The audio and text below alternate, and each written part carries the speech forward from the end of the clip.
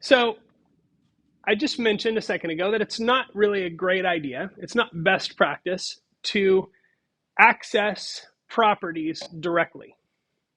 And the reason for that is that there are a lot of dangers in especially changing the value of a class property from outside without any sort of monitoring. For example,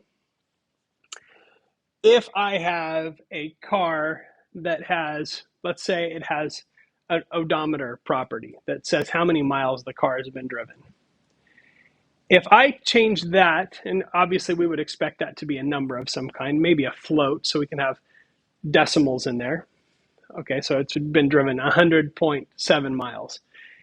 And then let's say I drive it 20 more miles and I want to change the odometer reading. But instead of typing the digits, maybe I just type the words 200 as a string. If I change the odometer reading to that, then it becomes a string, and then I can't do math on it. It'll cause errors, it'll cause issues elsewhere in my program.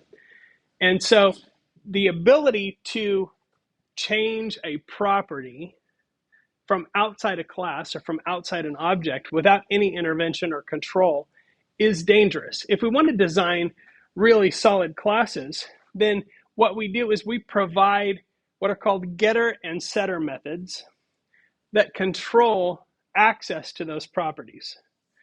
So what happens is a setter method ensures that the object controls the information. In other words, the car class itself controls what kind of data goes into that property.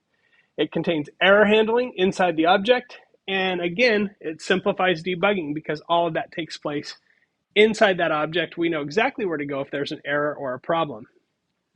So if we're going back to my car class here with the wheels, this is not how I would want to update the wheels. This is the simple, direct way. And we can update the wheels this way, but we don't want to. What we want to do is we want to create a getter or setter method.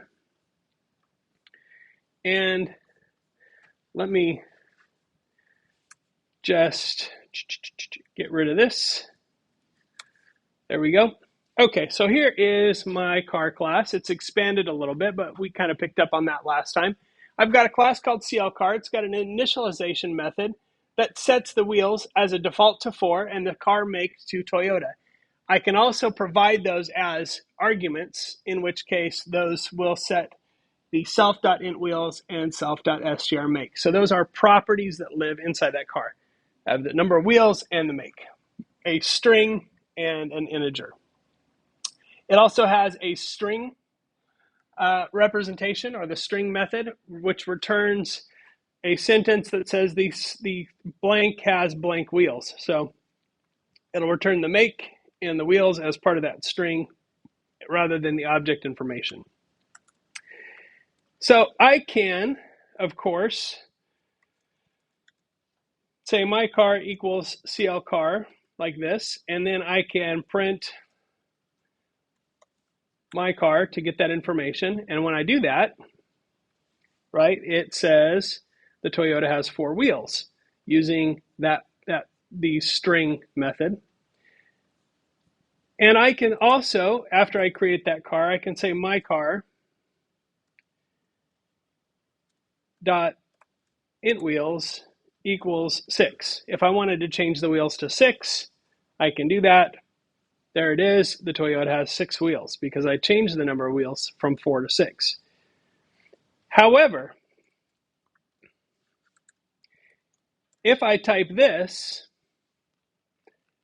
I have just changed the data type from an int to a string. Now, in this case, just printing it out doesn't have any real repercussions. But if after this I wanted to say, let's increase the wheels by 2, my car dot int wheels equals my car dot int wheels plus 2, right? So if I just want to increase the number of wheels by 2, then I'm going to have a problem because I'm trying to add to a string. So if I have other places in the program that are relying on that data type to have a certain integrity, or are relying on that number to be a certain kind of thing, or whatever, then I've made a big mistake. And so this is why what we want to do is we want to build in methods for changing the value of these properties to control those, to error handle, to make sure the data type is what we want it to be. And so that's called a setter method, because we're creating a method for setting that variable. So if I want to create a setter method for this, I will say define, okay, and I'm going to call it set int wheels, and then I know exactly what it is that I'm setting. Int new wheels. This is going to be a parameter that I give the method that is the new number of wheels. And so what I want to do is I want to make sure, first thing, this needs to be an integer. And so what I want to do is make sure that that's an integer before I make that change. So I'm going to say if int new wheels, okay, and I'm going to wrap that in a type function, and I'm going to say is int. So in other words, if that data type is an int, which it must be, then I'm going to say self.intWheels equals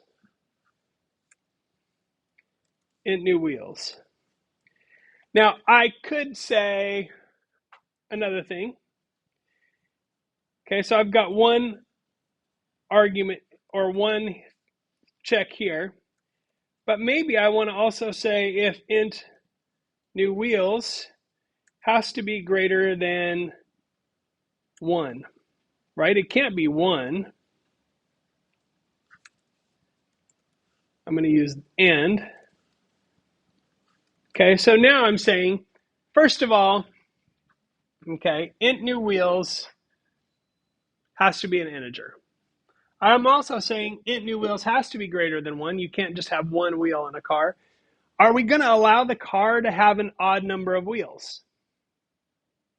Well, let's say we didn't want to have the odd number of wheels. I could throw another condition here that says if int new wheels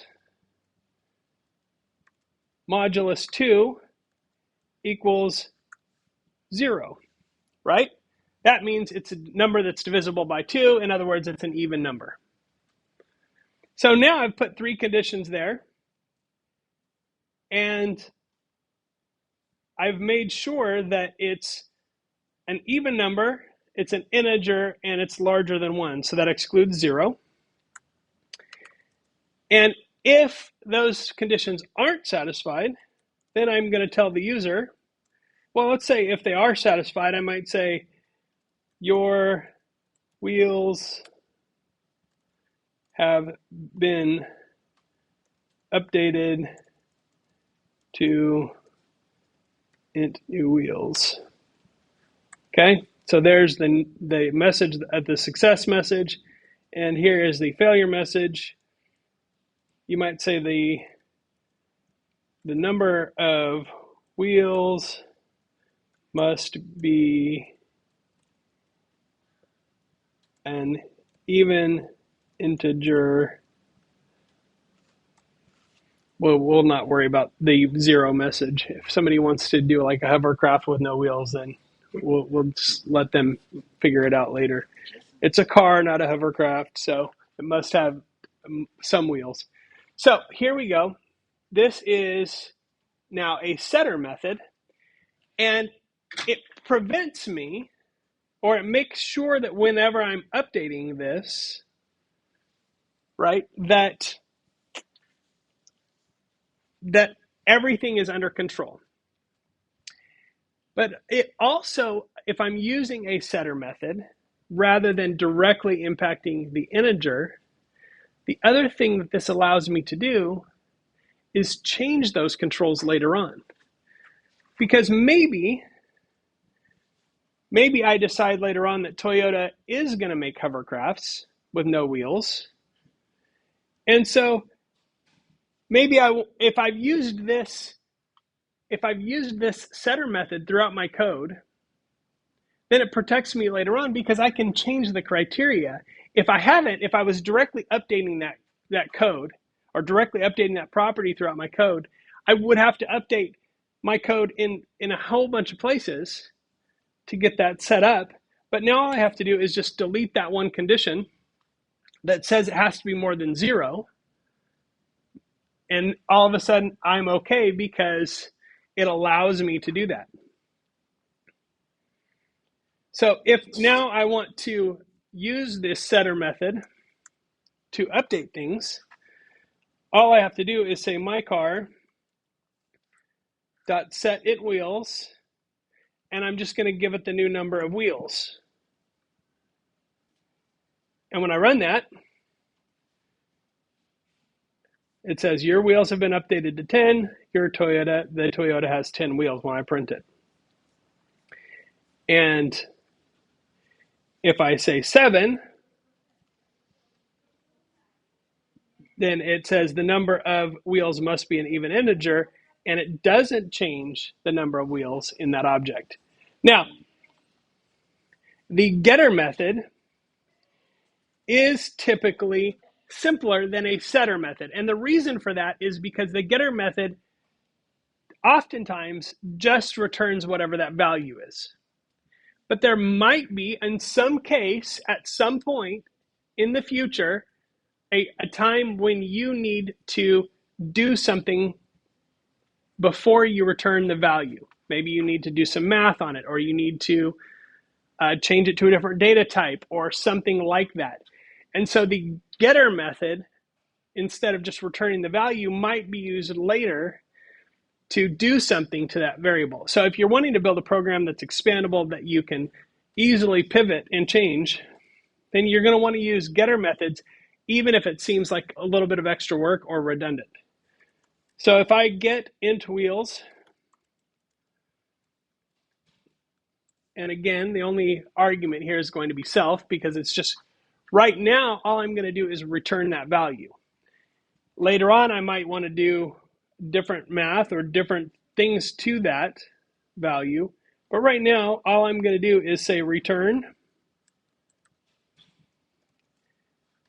self.int wheels. So it's just going to send that back. So if I want to use that, print